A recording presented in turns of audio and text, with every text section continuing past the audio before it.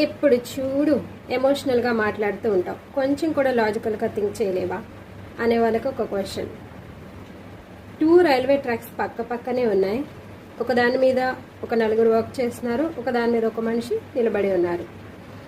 Break loose అయిన ఒక train అటువైపు నుండి స్పీడ్గా వస్తుంది. అది ఏ ట్రాక్ మీదకి వెళ్ళాలి అనే పవర్ నీ చేతిలో ఉంది. అప్పుడు ఏం చేస్తావు? లాజికల్గా థింక్ చేస్తే నలుగురు ప్రాణం పోయే బదులు ఒకళ్ళు చనిపోతే బెటర్ కదా అని అటువైపు తిప్పేస్తాం. కానీ ఆ ఒక్కళ్ళు మీ అమ్మ అయితే ఆ నలుగురు ఏమైపోయినా పర్లేదు, మా అమ్మ బ్రతకాలి అని థింక్ చేస్తాం. అది లాజికల్ డెసిషనా?